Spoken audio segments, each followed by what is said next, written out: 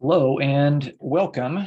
This is our Wednesday night meeting, and tonight we are going to talk about somewhat of a controversial topic. I say somewhat, actually, it's a pretty controversial topic, and it's going to be about Jesus and the person of Jesus. And I want to talk about the subject of preexistence. Obviously, for those people that identify Jesus as a human being, they are aware of this topic.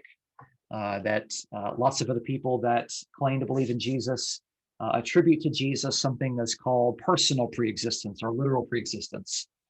And of course, this has to do with Jesus as a human being. And every human being that I know began to exist in the womb of their mother or at the time of their creation, and they didn't exist prior to that point. However, what I've noticed in the biblical Unitarian community is that the discussion and the dialogue about the subject of preexistence is the nicest way that I can say it is sloppy. It's very sloppy.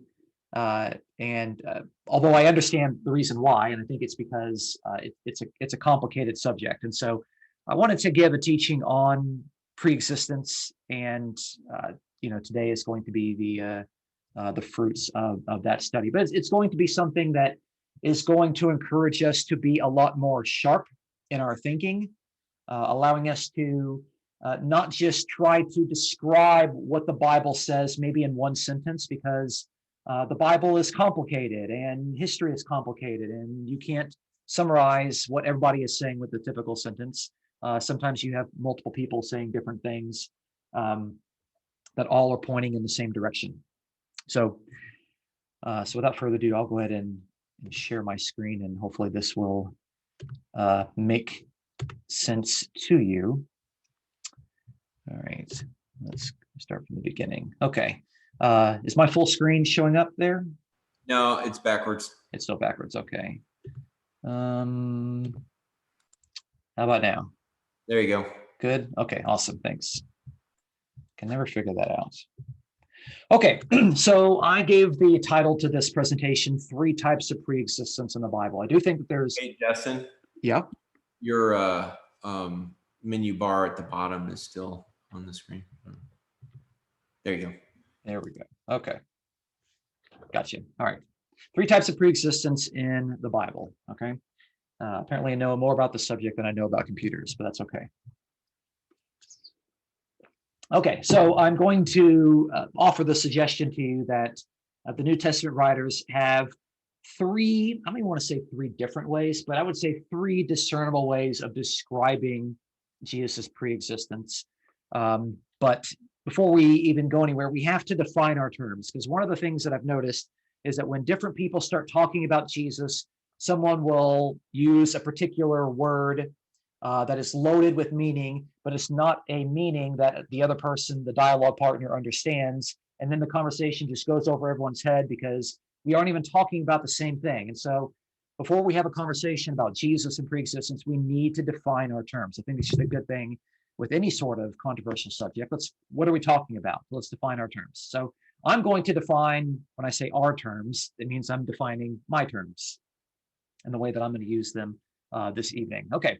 So literal preexistence. What is literal preexistence? It is a state of being where the subject consciously exists prior to its birth. And this is basically what you would call Trinitarian or Arian Christologies. In the Trinitarian Christology, the Son of God consciously exists prior to his birth, prior to the Incarnation. In an Arian Christology, you have some sort of created being, usually a created spirit being, or perhaps an angel. If you're a Jehovah's Witness, it's Michael the Archangel, that consciously exists prior to Jesus' birth. Okay, that is literal preexistence, as in you have a point of existence. Okay, usually the birth of Jesus, and this would suggest that Jesus literally and consciously, he could think and talk and perform actions consciously prior to this existence. Okay. It sounds like a strange topic, but that is basically how the subject is used. Okay. Notional preexistence. Okay. And I'm defining this as the subject preexists its birth strictly in God's mind, plans, and purposes. So it exists notionally, as in God's mind. All right. So those things are, those two terms are mutually exclusive. Okay. You can't pre-exist in God's plan and also literally pre-exist. I mean, you're there or you're not. Okay. So those are two opposing views. Okay. But you can see there that you could talk about pre-existence and mean notional pre-existence. And so it's not good enough to sit there and say, well, I believe in pre-existence or I don't believe in pre-existence. We need to ask the question, what sort of pre-existence are we talking about? And even in scholarly literature, they make a distinction between two different types of pre-existence. Sometimes it'll be this sort of language. Sometimes you will see words like actual pre-existence for literal pre-existence or ideal pre-existence as in notional pre-existence. So they make a distinction between the two of them. So we have to define what we mean by pre-existence. You can't sit there and say, I don't believe in pre-existence. You don't believe in one of the two forms of pre-existence. Okay, a slightly different topic. We need to talk about wisdom Christology because that's going to come up in our study today. What is wisdom Christology? That is the depiction of Jesus in terms that were formally used to describe God's personified wisdom. That's what wisdom Christology is. Okay, it's the way that the New Testament authors describe, depict, and portray Jesus by using terms, phrases, and scripture that was formerly used to describe God's personified, wise interaction with his creation. Okay, word/logos Christology. This is the depiction of Jesus in terms formerly used to describe God's personified speech or God's personified utterance. Okay. We're familiar in Genesis 1, where God speaks, God says, let there be light, and there was light.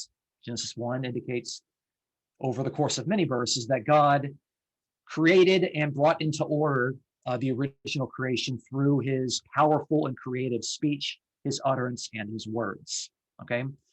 And so word or logos Christology is the portrayal of Jesus using terms that were formerly used to describe God's personified word, his personified speech. Okay, so what is a personification? Well, we got to describe what that is. A personification is the poetic act of giving personality to a subject without suggesting that that subject is a conscious person. Okay, there is all the world a difference between a personification and a conscious person. Those are completely different things. Okay, oftentimes casual readers of the Bible will read poetic personifications and they will confuse those personifications for active persons, for conscious persons. That is a categorical mistake. All right. Okay, and then incarnation. Okay, a lot of people think that incarnation is a bad word or a dirty word. Okay, I don't think it is. It really just depends on what you mean by incarnation. So I am defining incarnation as the act of a subject becoming embodied in the human Jesus, whether that be the incarnation of wisdom or the incarnation of word. But I also think that incarnation doesn't necessarily assume a particular state of preexistence.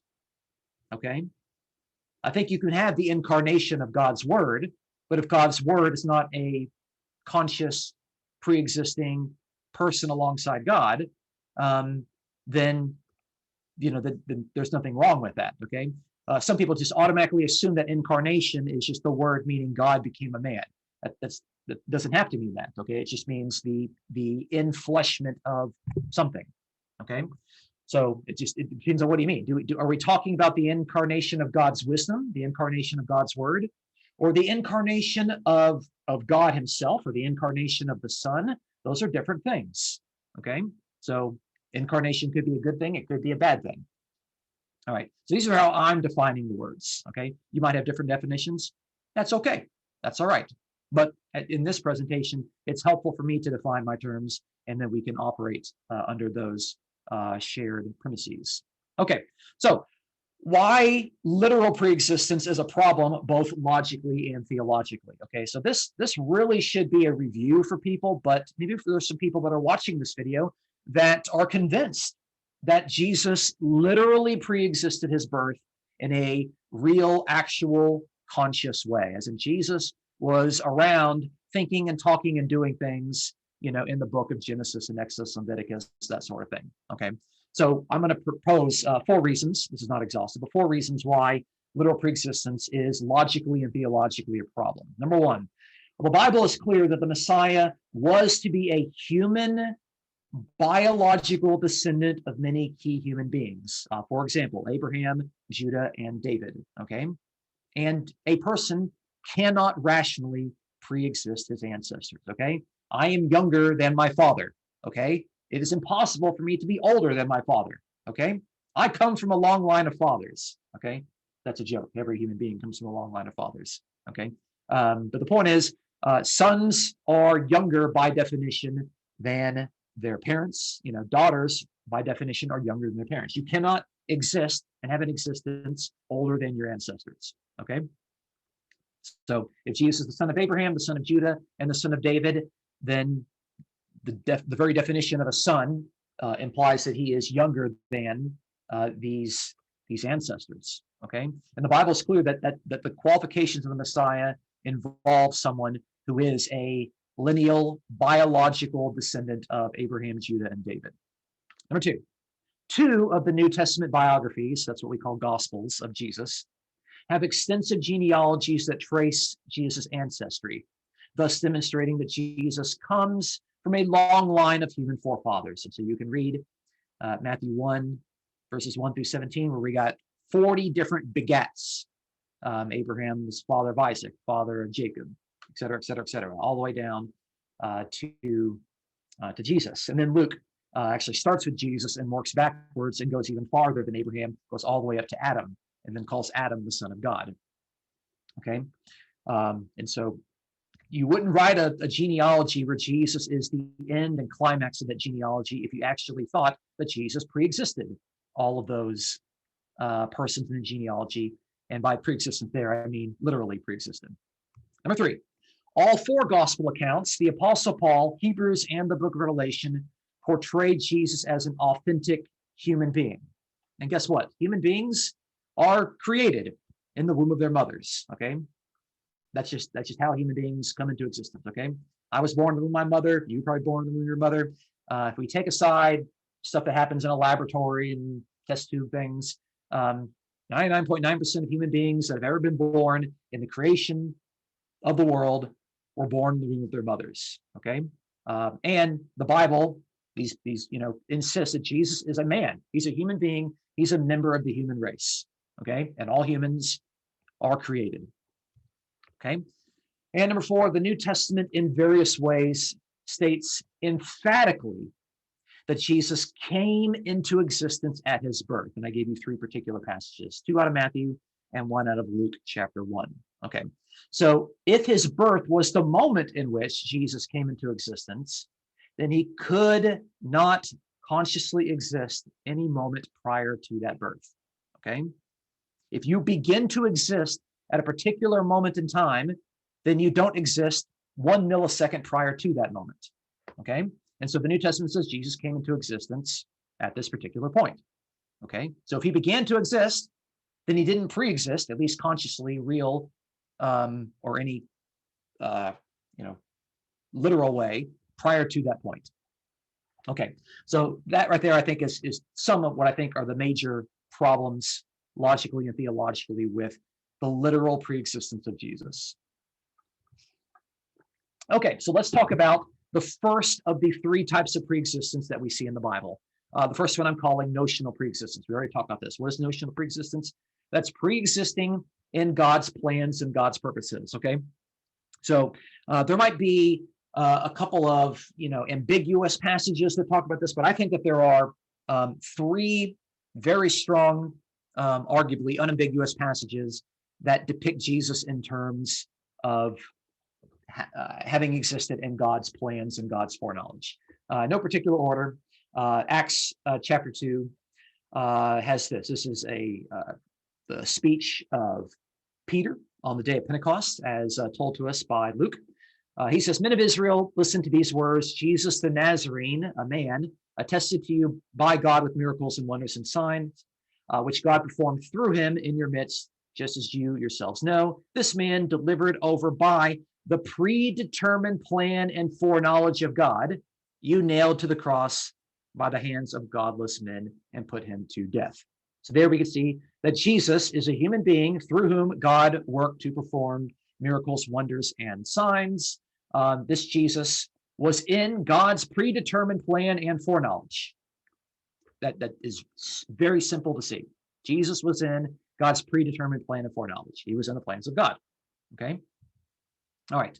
1 Peter 1:20 says that he, which is Jesus, was foreknown before the foundation of the world, but has appeared in these last times for the sake of you. Okay.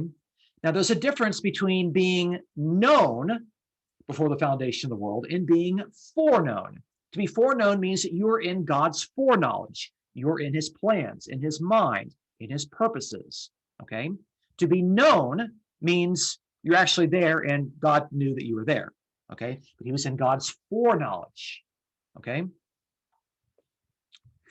And then in Revelation 13, verse 8, we have a passage which the only logical reading of it involves that Jesus was slain from the foundation of the world. Actually, the context of it actually deals with the first beast, the beast from the sea. All who dwell on the earth will worship him, namely the beast. Everyone whose name has not been written in the book of life of the Lamb, who is described with a bunch of genitive clauses, the Lamb who has been slain from the foundation of the world. Okay. Obviously, Jesus was not literally slain, and a more accurate translation would be slaughtered with this verb. Jesus wasn't literally slain from the foundation of the world. This only makes sense if it is being stated in light of God's plans and God's purposes. Okay. No Christian alive interprets this literally.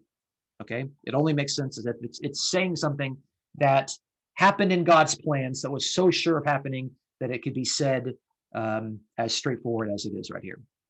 Okay, so there might be a bunch of other verses that you might think of that involve notional pre-existence, but I think these are good places to start, especially the first two. I think the first two are unambiguous. I think they are clear, and the critical commentaries point these things out. They say, look, like commentaries will say in the book of Acts, like, this is Luke here that doesn't know anything about the pre-existence of Jesus or the incarnation, because he's saying Jesus was in God's plans of foreknowledge. Okay, number two, the pre-existence as God's personified wisdom. Okay, now I should tell you this, that I'm describing to you three different types of pre-existence in the Bible.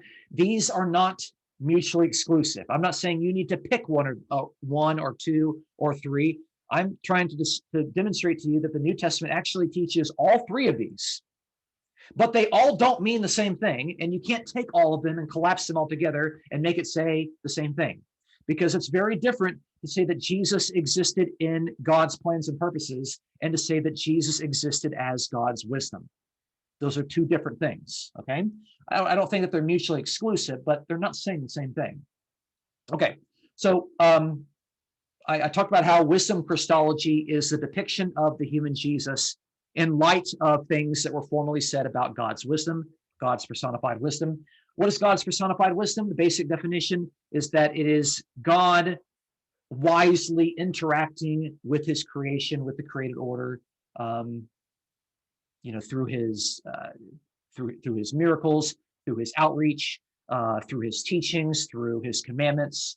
God wisely interacting with his world. God does that through his wisdom, and God orders creation and the lives of his people with his wisdom.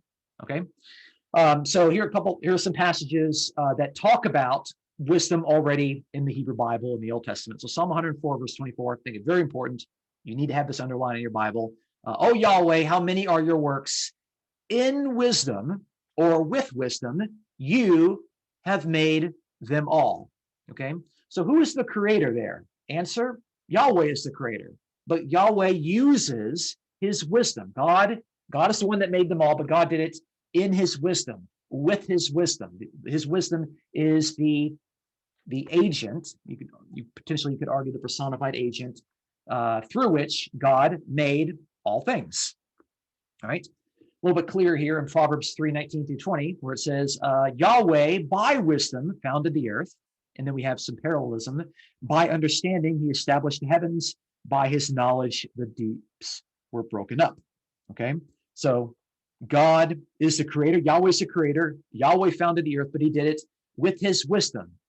And just to prove that wisdom is not a pre-existing conscious person, we can see the parallelism is that God's wisdom is his understanding. It's his knowledge. All right. So God ordered things with his wise interaction. Okay. But wisdom is not the creator. Yahweh is the creator. Yahweh creates with his wisdom, by his wisdom.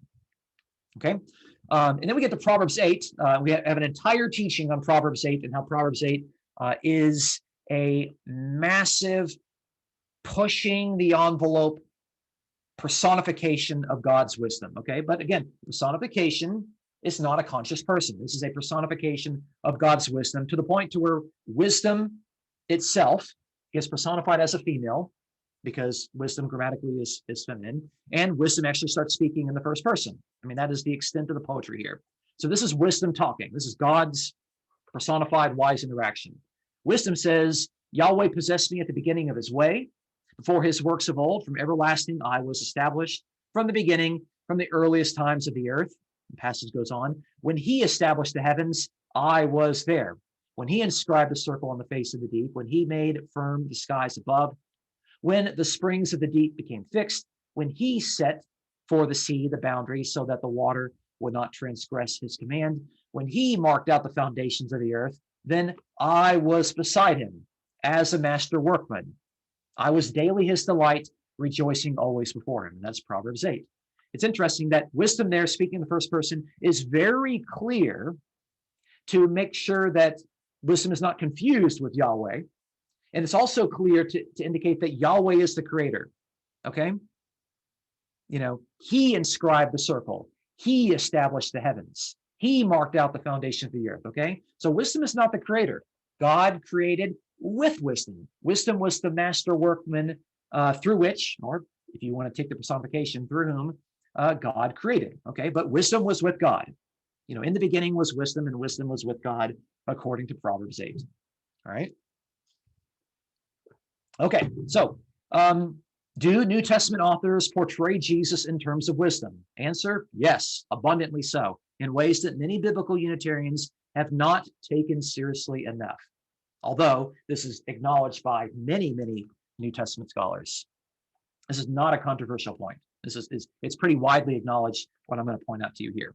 Okay, so Matthew remembers Jesus as speaking of himself in terms of wisdom. So here's a passage. Matthew says, the Son of Man, is Jesus speaking, came eating and drinking, and they say, behold, a gluttonous man and a drunkard, a friend of tax collectors and sinners. Yet wisdom is vindicated by her deeds. That's Jesus saying, look, the Son of Man is going to be rejected and called a gluttonous man and a drunkard. But then Jesus speaks of himself as wisdom and says that wisdom will be vindicated by her deeds.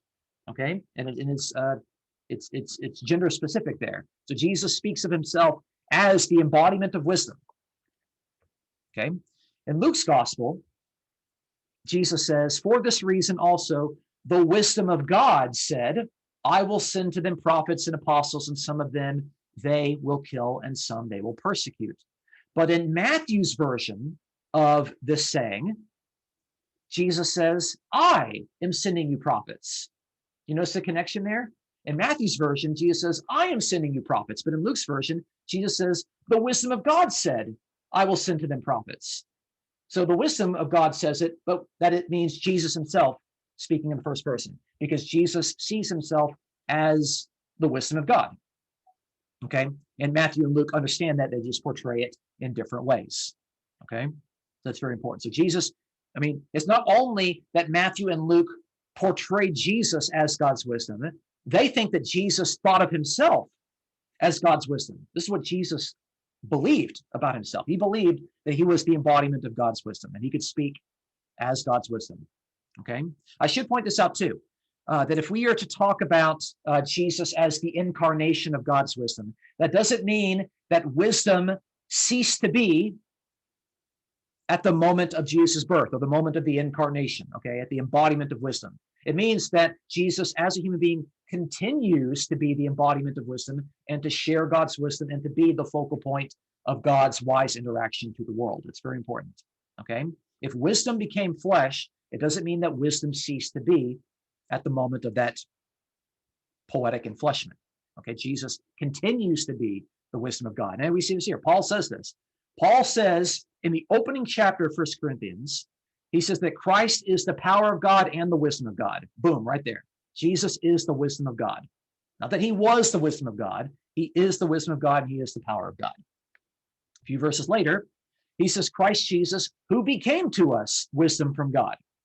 Okay? Jesus is the wisdom that has come from God. Okay? God has sent his wisdom, and that is now Jesus. Okay? So Paul openly says that. Okay? Now, this is where it gets a little bit tricky. Okay? And here is the logic behind it. Okay? So in the Old Testament times, before Jesus was born, we have God and his wisdom. God's wisdom being, again, the personification of God's wise teaching, God's wise interaction. Okay?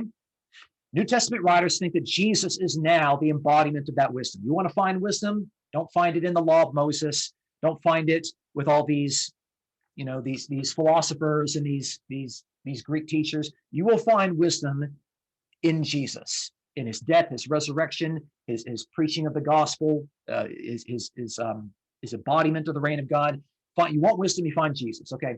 And so what happened there is that New Testament authors were comfortable through some sort of interpretive strategy, which we're going to look at here in a second, looking back in the past, and they were able to describe wisdom in the past, but since they already knew that wisdom was going to become Jesus, they can speak in the past and say, oh, we could talk about Christ.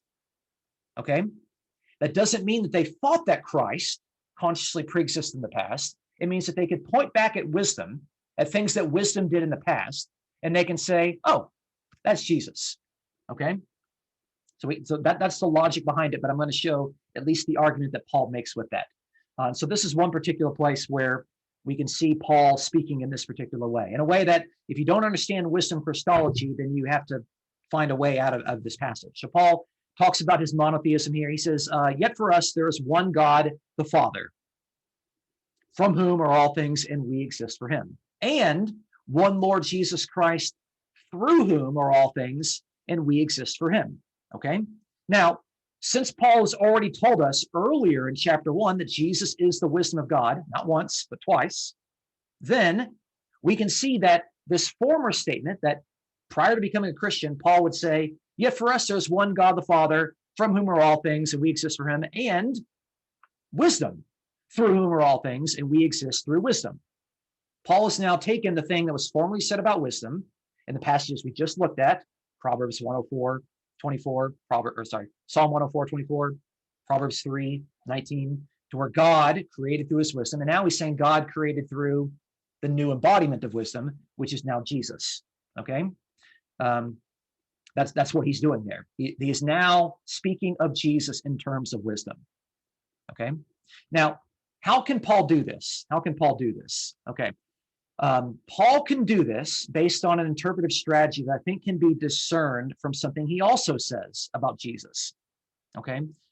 So I know there's a lot more we can say on this particular point, but I really need to make this because there's a lot of confusion that happens in regard to God creating the world through wisdom, God creating the world through his word, and then the Christians thinking, oh, wisdom became Jesus, the word became Jesus, so now we can start speaking of wisdom and word as Jesus.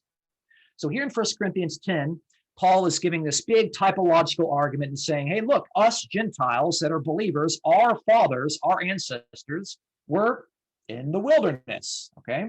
But he doesn't mean lineal ancestors. But part of this discussion is that he says that they all drank the same spiritual drink. They were drinking from the spiritual rock that followed them, and that rock was Christ. That rock was Christ, okay? But then he goes a couple verses later and he says, look, the things that I'm talking to you about here, these are types. Your translation might say example, but in Greek it says types, meaning that Paul is speaking to us through typology. He tells us the way that he is giving his argument. He is talking typologically. Now, the phrase there that the rock was Christ, okay? We have three different Jewish authors prior to 1 Corinthians who will say the rock that followed them in the wilderness was God's wisdom. Okay?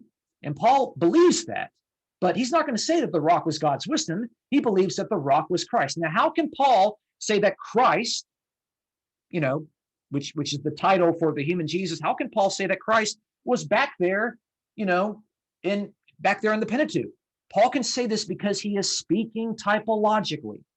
He tells us in his argument, these things happened as types for us. I'm speaking typologically. He's not thinking literally. He's not thinking in a logical, mathematical, wooden argument. He is speaking typologically. Okay, so he can do that. He thinks that wisdom was a type of Christ, and so he can interchange the two very casually. But he tells us he's doing that here in this particular passage. And if Paul has, I don't want to say that liberty and that freedom, if Paul is able to employ typology to speak casually about Christ in terms that we know were formerly spoken of wisdom, then that helps us to understand this previous passage in 1 Corinthians 8:6, where Paul takes a passage of one God who created all things and wisdom through whom are all things, and to substitute Jesus for wisdom, because Paul is speaking typologically, not literally.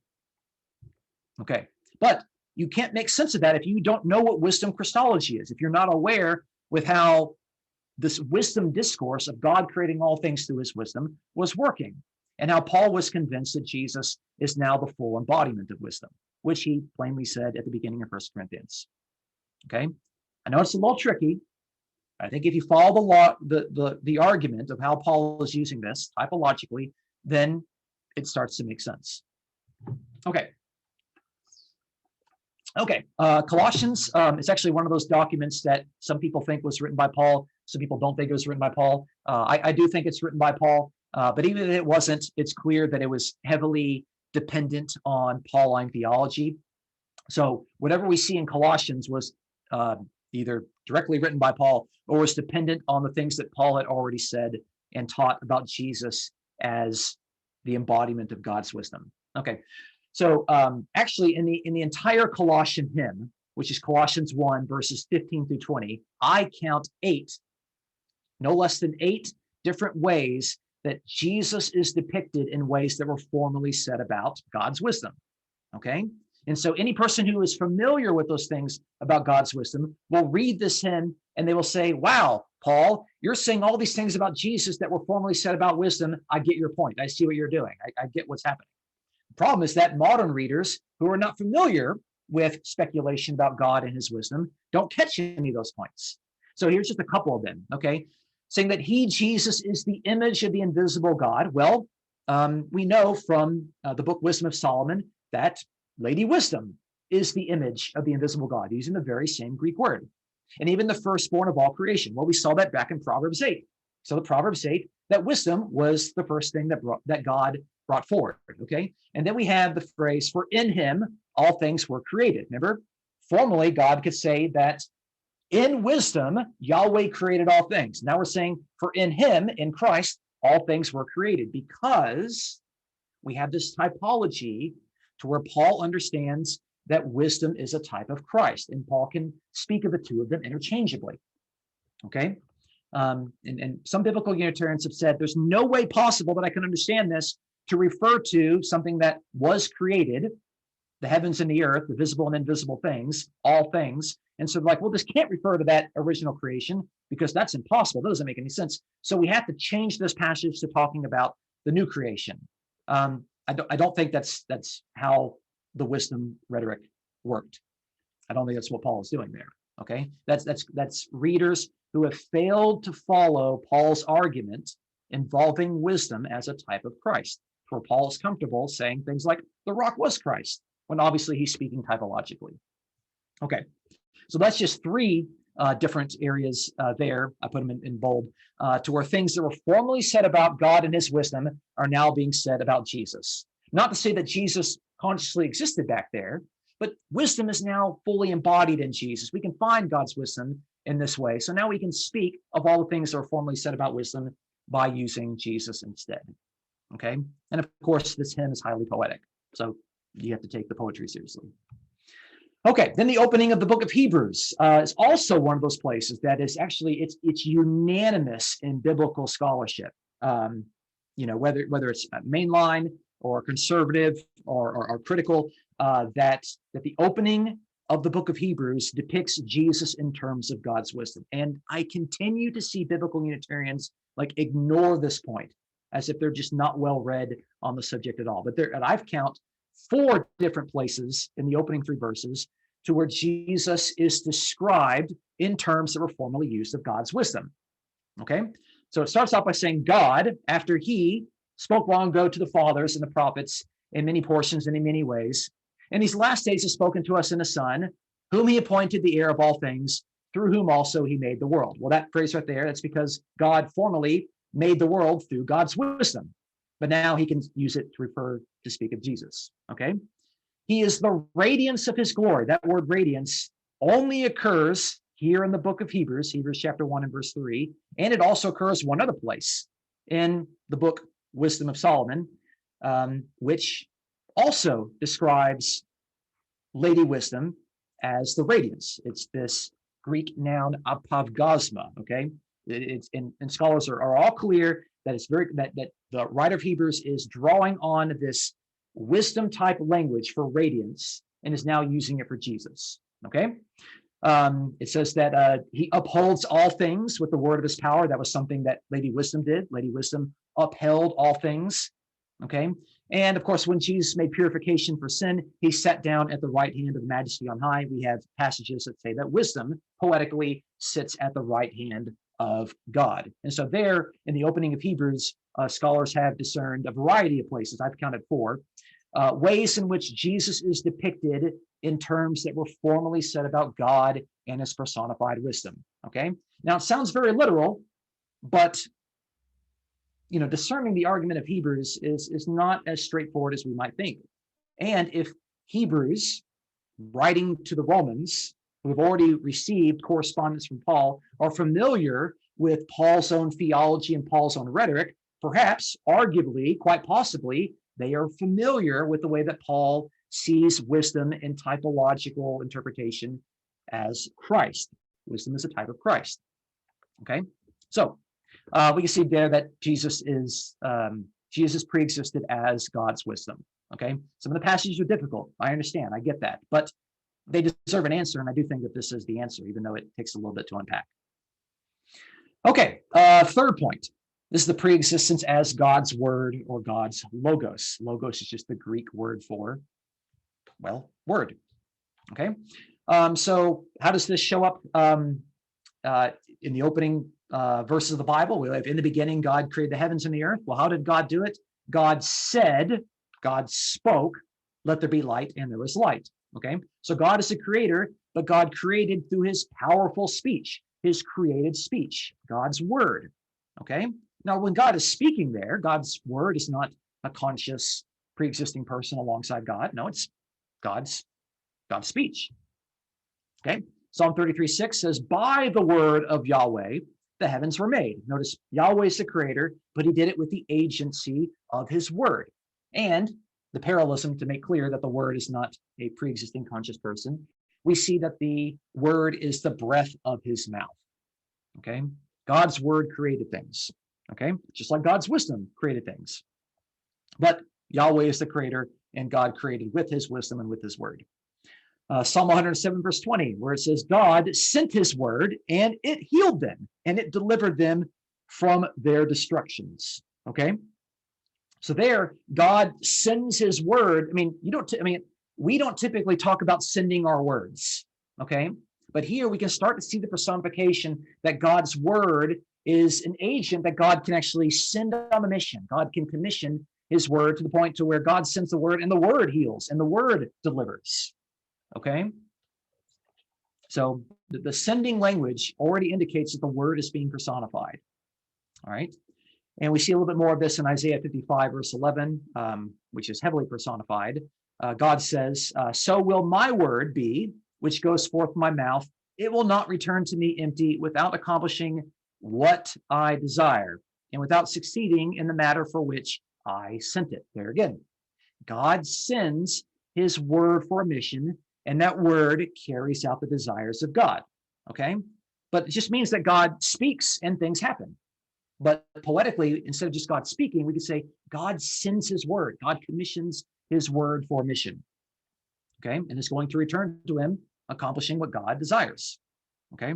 So we can see word already being personified there, but that word in Genesis, Psalms, and Isaiah, that's not a conscious person. It's not a pre-existing person. It's not a person alongside God. It's God's speech. It's God's utterance. It's God's creative utterance. It's God's powerful utterance. Here's another one. This is it's outside of the canon of Scripture, but it's in a book called Wisdom of Solomon that was read by early Christians, and it's very clear that it was influential to Paul and many early Christians. So in Wisdom of Solomon, chapter 9, verses 1 through 2, okay, it says, "O God of my answers and Lord of mercy, who have," actually probably it should be who has made all things by your word and by your wisdom have formed humankind. Notice that God creates all things with his word. In the same sentence, he can say, and with your wisdom, you have created humanity. So there you can see that the creation with God's word and the creation of God's wisdom, although they're spoken of as separate things, they basically overlap and they're doing the same thing. God made all things with his word. God made all things with his wisdom.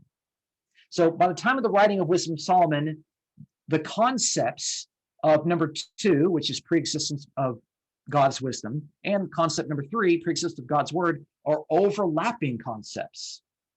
They're overlapping concepts. And that's very, very important to understand, because the depiction of Jesus in the Gospel of John, although it's spoken of literally in terms of God's word, many of the concepts are drawn from wisdom categories, not from word or logos categories, because both of those, by the time of the writing of the Gospel of John, have overlapped.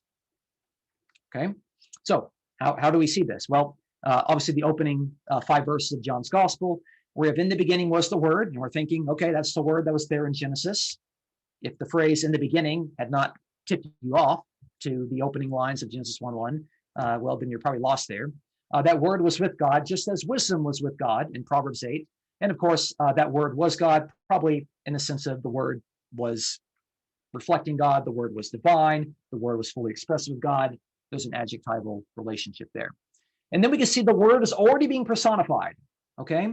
The word personified as a male, just like wisdom is personified as a female, the word personified as a male is now being spoken of as he was in the beginning with God. Again, there's a personification. The word being personified as a male, not a person, okay?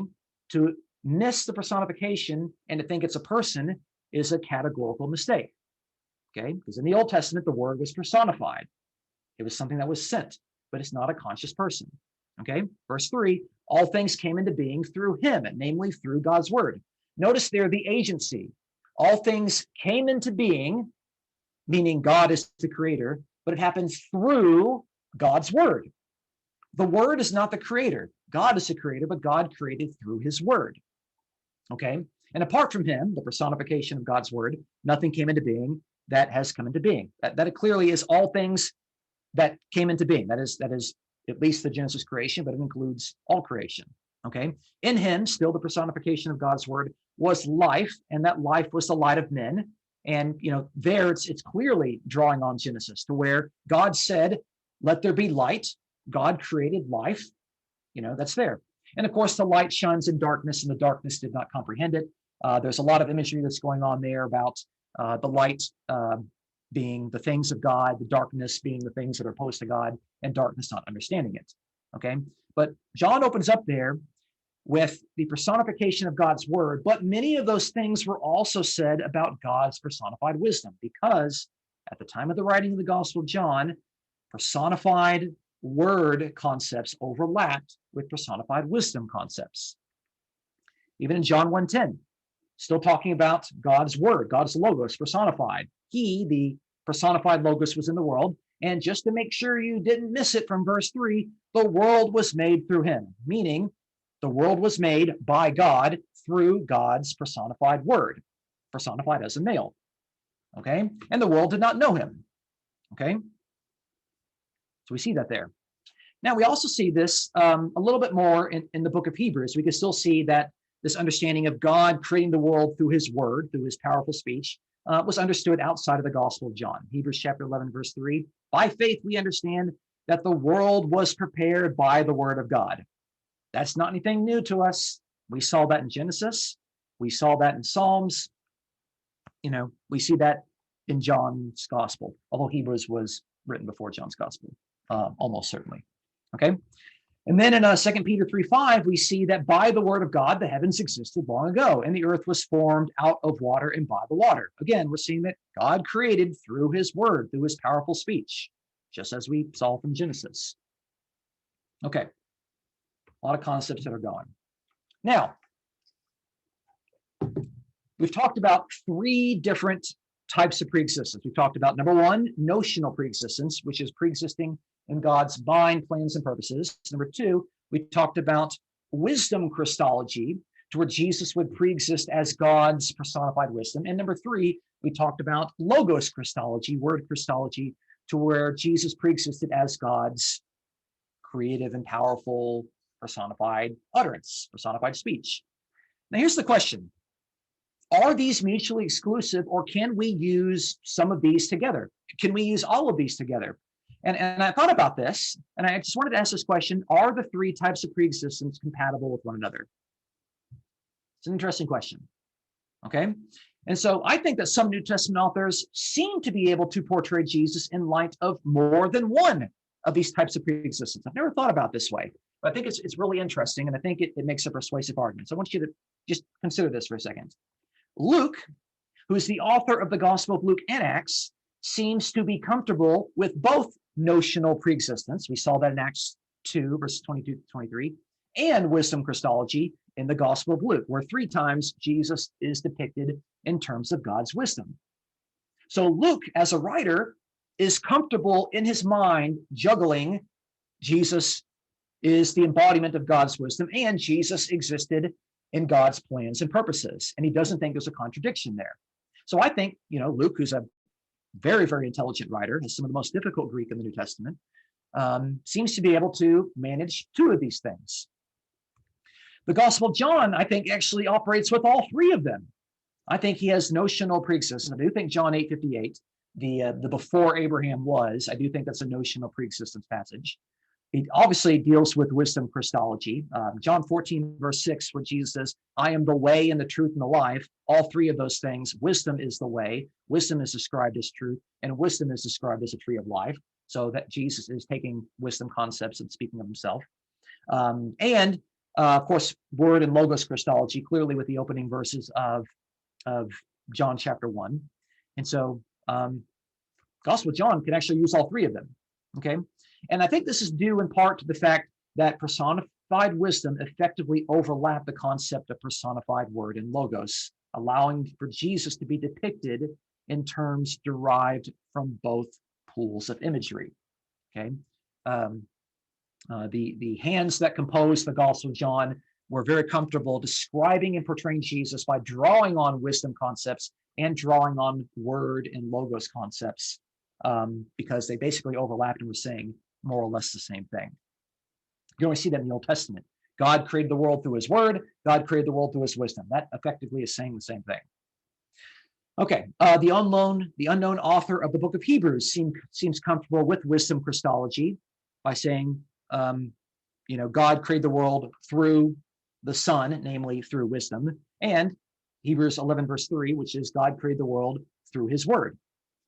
So I do think New Testament authors can understand and describe Jesus with multiple perspectives and not see them as contradictory. Okay. Now, it should be noted that some New Testament authors just don't speak of Jesus in any manner of preexistence. Okay. I don't think there's anything in the Gospel of Mark that describes Jesus in any terms of preexistence, whether literal or notional. I don't think there's anything in the book of James or anything in the book of Jude. Okay. They're just not interested in talking about that subject. So that's just interesting. Okay. So, hey, we talked about Jesus and we talked about this fanciful concept of preexistence. And if I was teaching this in a church, and if this was the very first Sunday that someone decided to come to church, they would really be wondering, what in the world does this have to do with my life in any way? Well, I've got an answer for you. I've got 4 different ways that you can actually take Christology and apply it to your life. Because if none of this affects your life and how you live, then we're all wasting our time, and you could turn off your computers and we can go home. Okay, so number 1, the biblical Jesus, in whom we are to place our faith and trust, is a human being, descended from Abraham, Judah, and David. It is vitally important that we understand the person in whom we entrust our salvation. Okay? If you're going to entrust your salvation to Jesus who died on your behalf, you probably should know something about him. Probably should know who he is. Probably should understand his relationship to God. I think that's a pretty important thing. Okay? I think that's pretty important.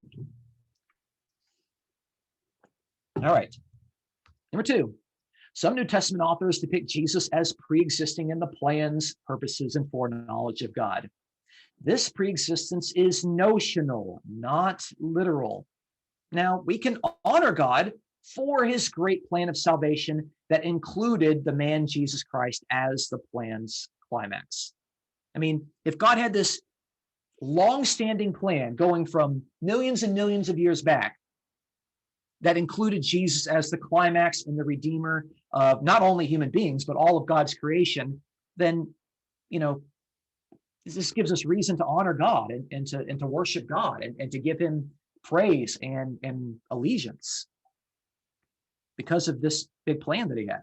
I think so. I think we can honor God for, what he's done for us and how he's been working this plan out to redeem and save and deliver all of us, for millions of years in the past. Number 3, other New Testament authors portray Jesus as the embodiment of God's personified wisdom. Most of the gospel writers remember Jesus as speaking of himself in terms of God's wisdom. When I say most, I mean Matthew, Luke, and John. 3 out of 4 is most. Now, those who seek to live wisely and with godly discernment should settle their search on Jesus, who is the human embodiment of God's wisdom. Okay? If you want to live wisely, don't go to the bookstore and get self-help books. Don't do Buddhist meditations or yoga. Look to Jesus. Listen to his words. Look at his lifestyle. Jesus is the place that you're going to find how you're supposed to live wisely in this life. And lastly, number 4, the 4th gospel is the major hub of word/logos Christology, depicting God's creative and powerful speech as a pre-existing personification that eventually became embodied in the human Jesus. Now, if God's word, his logos, was powerful enough to order creation itself, then the teachings of the embodied word should order and sustain our daily walks. You see the logic of that? If God used his word to order creation, then that word, which is now embodied in Jesus, is something that can order and sustain our lives and how we live on a daily basis. So there you have it. I do think that how you understand Jesus does affect your life and your Christian walk. So anyway, a lot of concepts, but hopefully I was able to speak in a way that made sense. So let me end my slideshow here, and let's open some things up for questions and comments.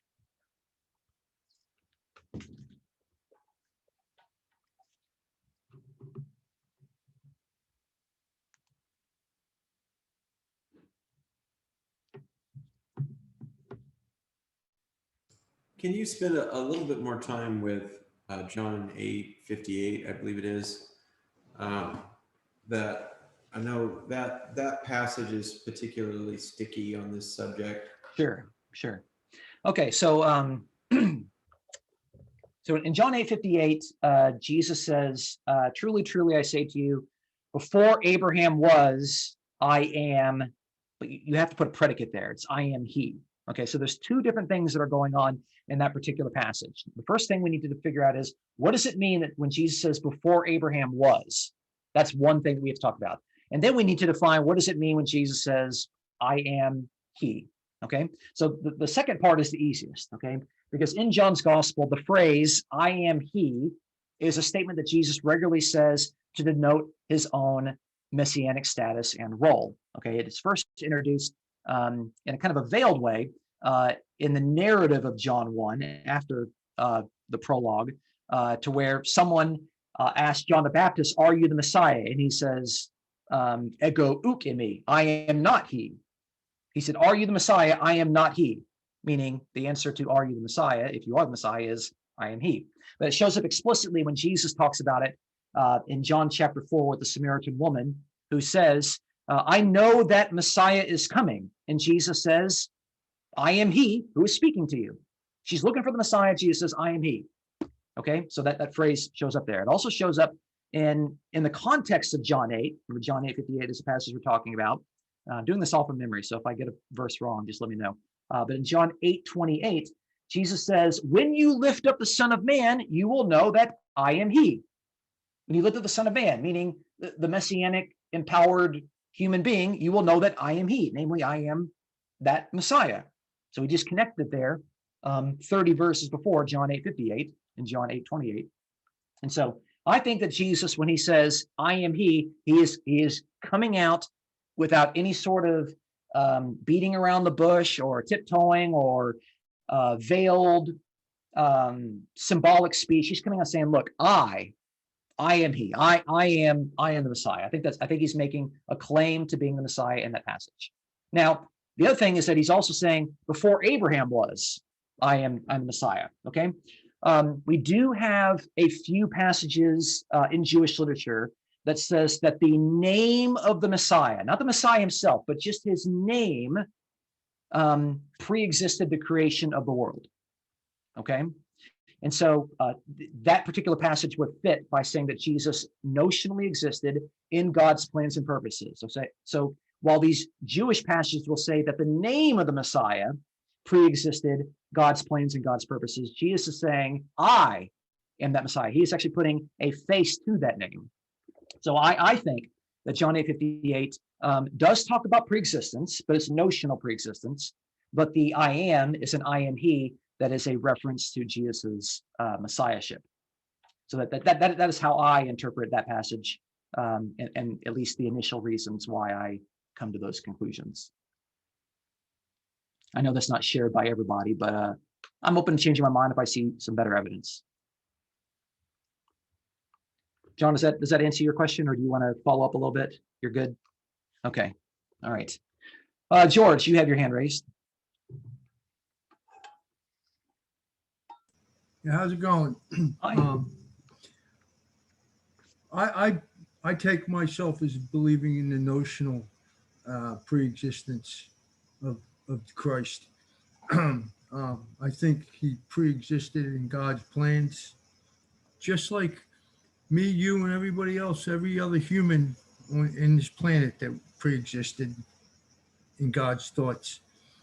And I found one scripture that stuck with me for the longest time.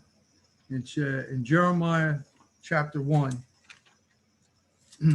verse 5. If you don't mind, I'll read it. Go ahead.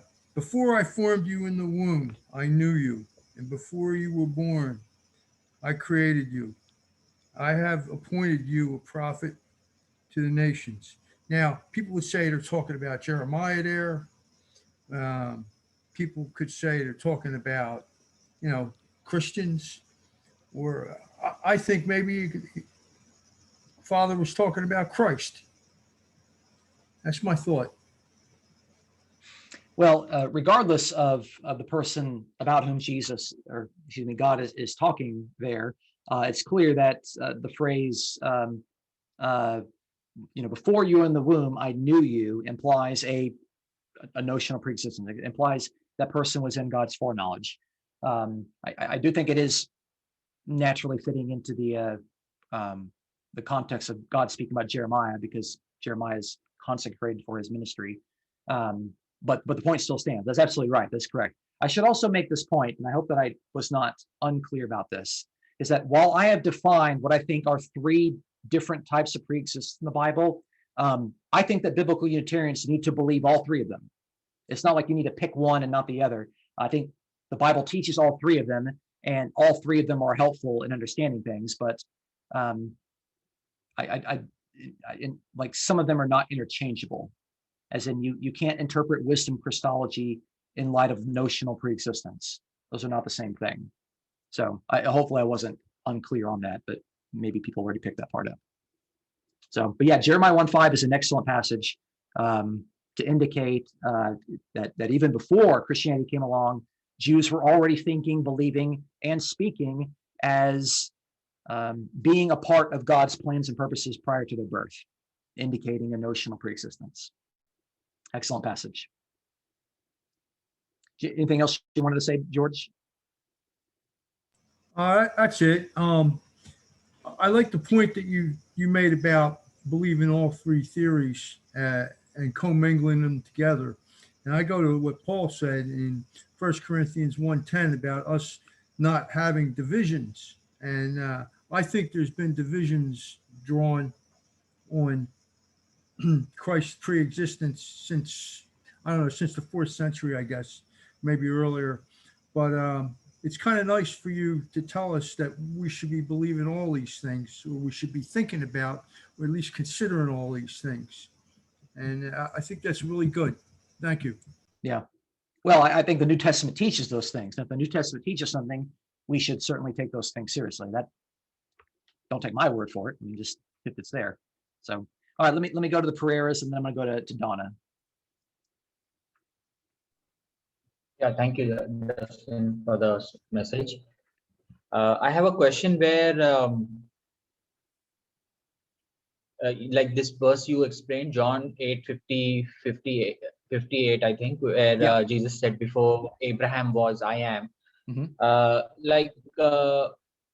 Can that be also seen as how Jesus was promised in the Old Testament through prophecies and through maybe types, like he was promised in the book of Genesis to Eve that your seed will crush the serpent's head, and other prophecies in the Bible, as God had Jesus in his plan for the Messiah, like the suffering servant we went through, that he will be suffering and dying. Also other passages, also like Abraham sacrificing his son, like father sacrificing his son, but at the last minute he was stopped. The Passover, right, where I think New Testament clearly says that the Passover, like is a type of Christ. Sure.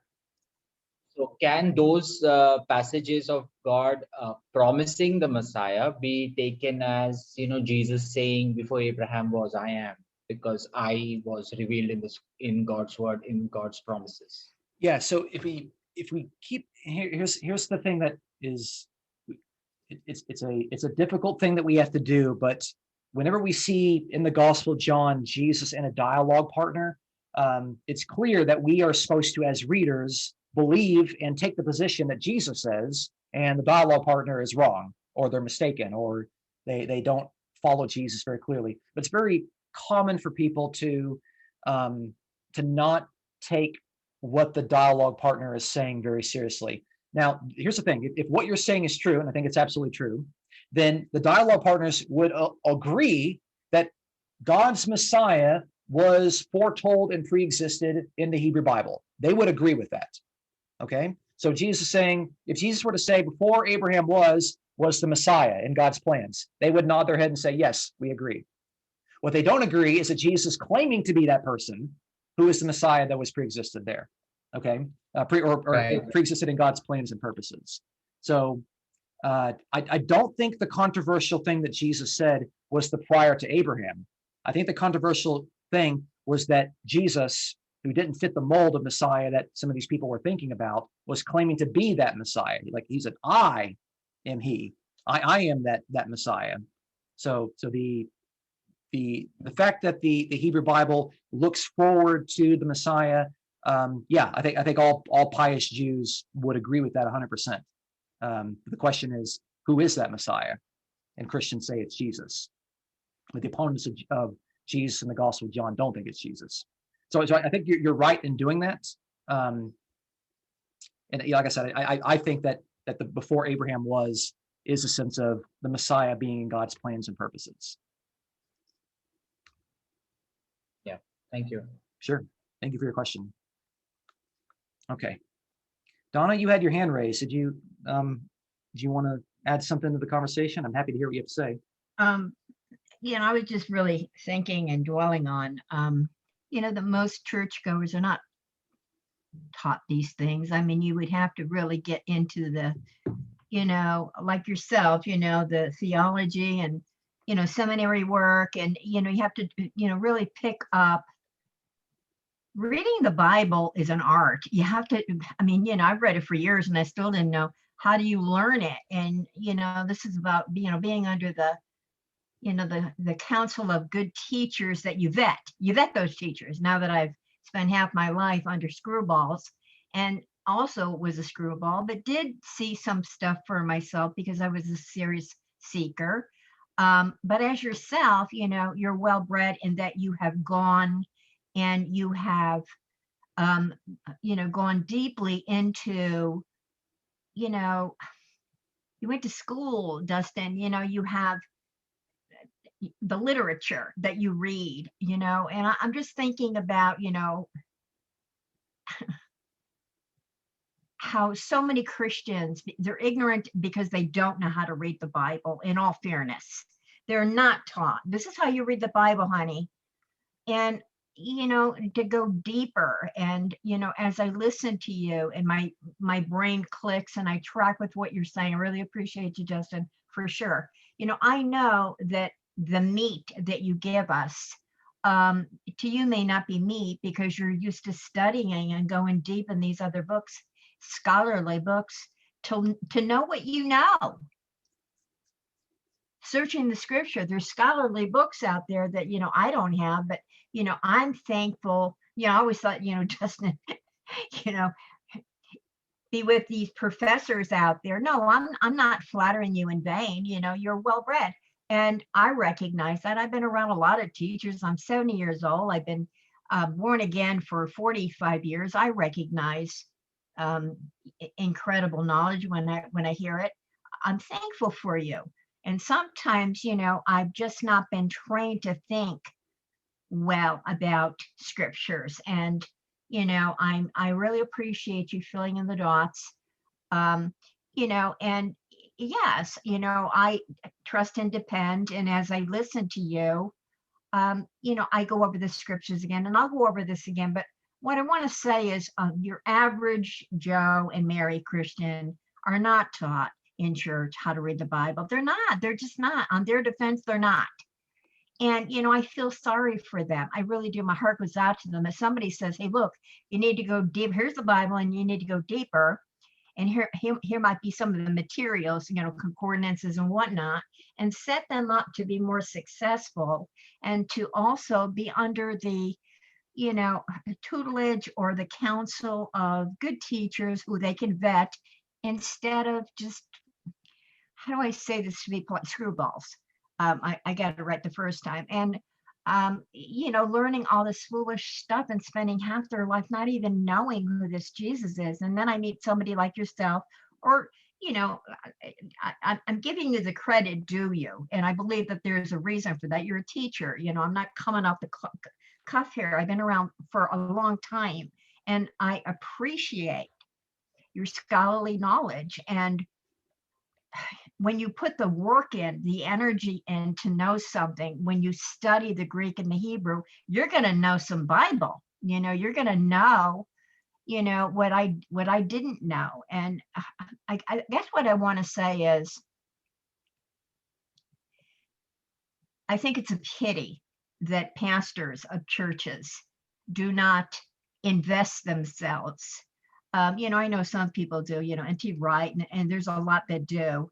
But, I think it's a shame that, they don't invest deeper so that they can share in depth the meat, of what's in God's word, as you're doing with us. And, I don't apologize for, giving you the, I recognize your credentials. And so you just don't get PhDs out of nowhere.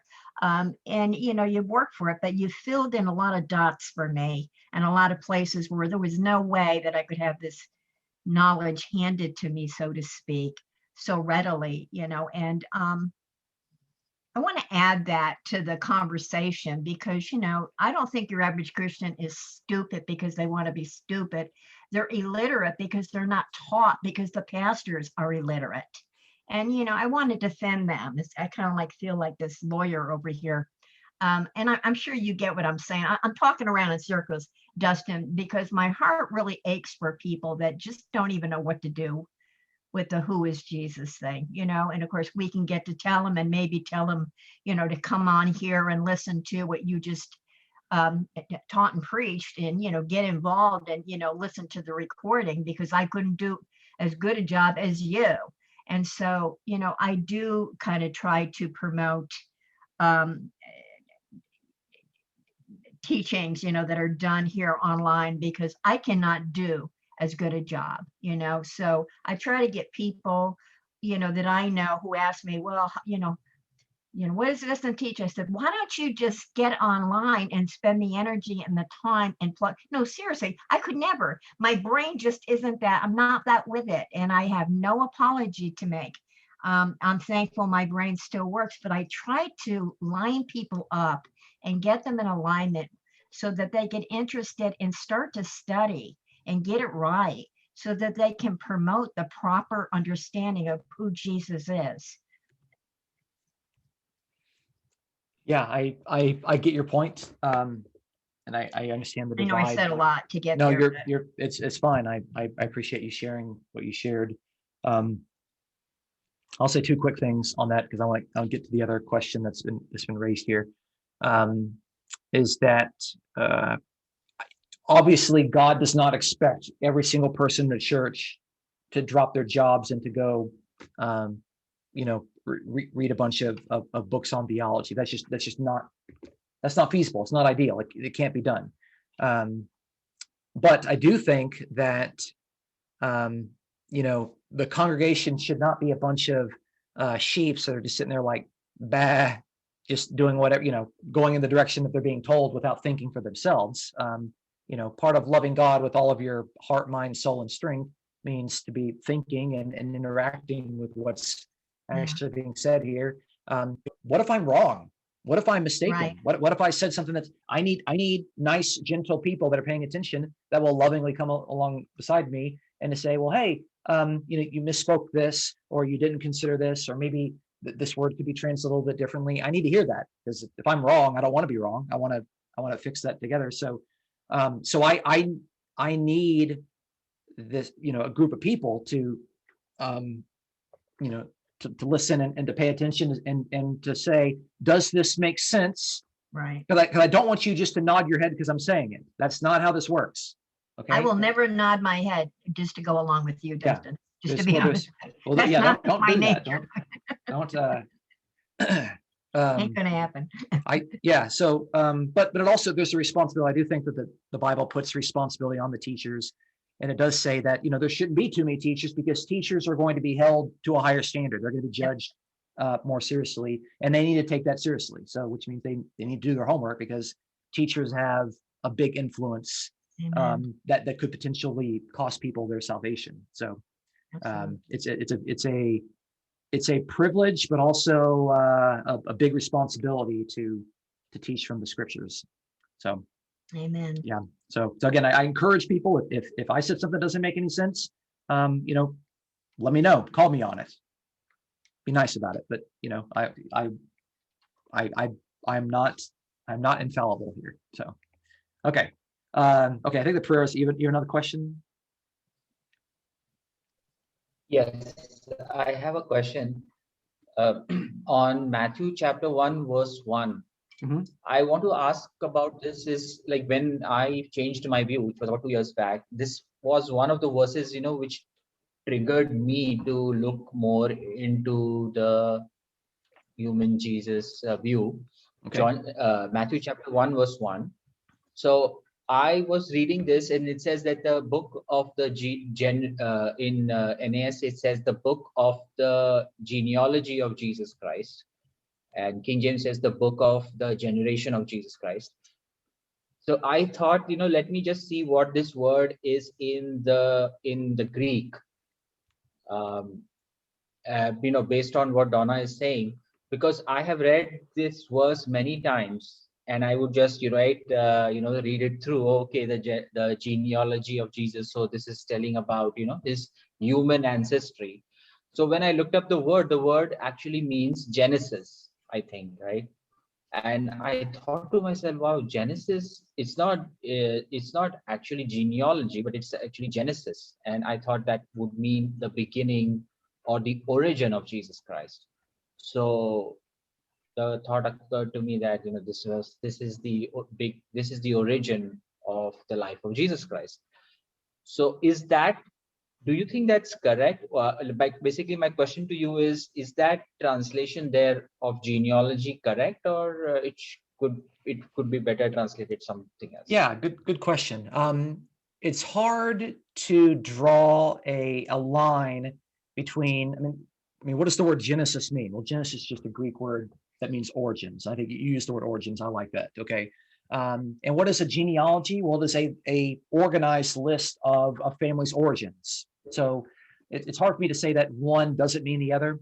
I will tell you this, though. I think what Matthew is doing there is that he's not looking for us to do a word study on this word for Genesis. He wants us to do a phrase study on the word book of the Genesis. And if you do that, you will come up with one big reference, which is Genesis chapter 5, verse 1, which is the first genealogy of the entire Bible. And it actually has that same Greek phrase. Yeah. I do think Matthew 1:1 is drawing on Genesis chapter 5 and verse 1, because it also says in the Greek, this is the book of the generations of Adam. And then it goes and it gives a long generation for the entire chapter, just like Matthew does.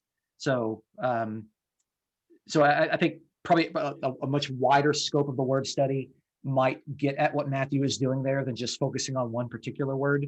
But I don't want to sit there and say that a genealogy is not a list of origins, because it is. So obviously, like, there's a difference between a Genesis, which is an origin. But I mean, it's clear that what we have in Matthew 1:1-17 is a genealogy. So I feel comfortable saying that this is the genealogy, because that's what it is. To say this is the origin and then say it's a genealogy, I don't know if I've made a better translation there. So I guess I'm kind of like wanting a both and sort of answer, but it's a little bit more complicated than that. Yeah, I think because in verse 18, now the birth of Jesus, that is also, I think, the same word. Right. It is. But when you have the book of something, or like as we see at the beginning of Matthew, the book of the genealogy, that does seem to be drawing on what we have in Genesis 5:1, which is the book of the generations of Adam that begins a long line of a genealogy. So that seems to be something different than what we have in verse 18. So a word only makes sense within its context, and of course, right. So yeah, so context-wise, that's why that's probably the better word to use. It's what persuades me as of today. That's the direction I would take. I don't want to say it's better or worse. It just I weigh that evidence a little bit more heavily. So, like, I can't say that the origins is wrong, because obviously a genealogy is a list of origins. So, good question. Good technical question. I whenever you teach on pre-existence, you never know what people are going to ask you. It's always a, what about this verse? And boy, I got to make sure that I know, because John over there will keep me on my feet. So, okay. Anybody else have anything they want to add? We've been going for a while now. I just say that was really helpful and cleared up a bunch of stuff for me, because I've heard quite a few different things, and I've been talking with a lady and trying to help her understand what I believe. And she'll bring up, I've had people bring up pre-existence in multiple different ways and all of that, and so that was just like super helpful. Thank you so much. Like Donna said, it may be ordinary for you, but for me, that's a lot of meat that you threw at me, and I appreciate it. I'm glad for that feedback, because I'm always worried that I think actually the concept is, in some ways, it's complicated. I think it's complicated. I think it would be hard to teach this to like 11 and 12-year-olds. So I'm trying to take something that's complicated and to deliver it in a way that adults can understand it without losing the complexity that's there in Scripture. So I'm glad for that feedback. I'm glad that I'm somewhat being successful in that endeavor. So thank you. I appreciate that. Yes, absolutely. Yeah. Okay. Because the thing is, everyone here is really nice and sweet. If I say something that doesn't make sense, they're not going to say that to me. They're not going to tell me. So I think the teaching is very timely, Dustin, because tonight at 7, we're going to have a leadership training in our church. And one of the things that I'm trying to teach our leaders is how to really explain our stance as a Unitarian Christian. So these subjects will help a lot, and I'll be able to share this with them.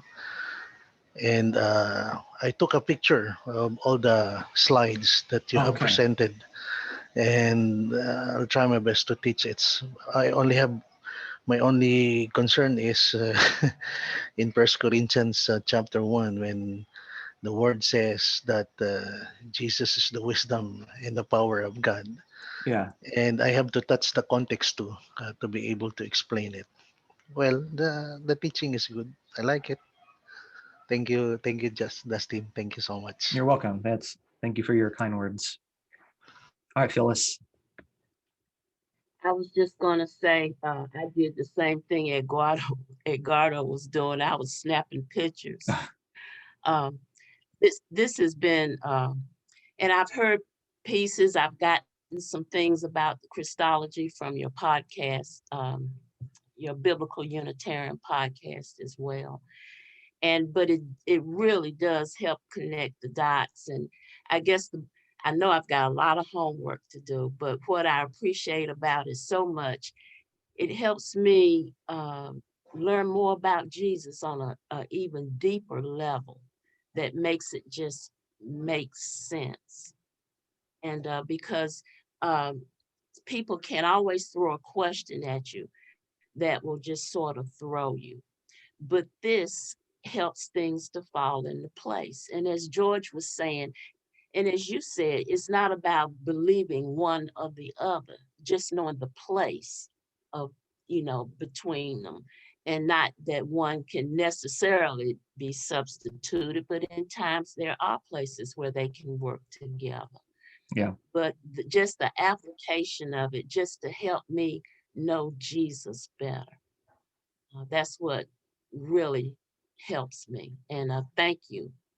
This has been a really good teaching.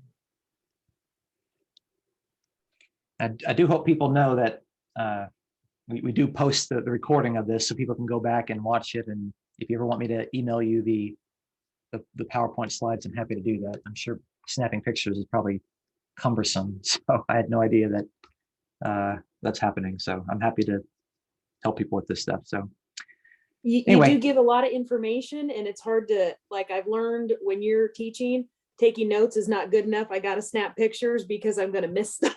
Oh my, I keep thinking that, well, I used to have like 15, 18, 20 slides.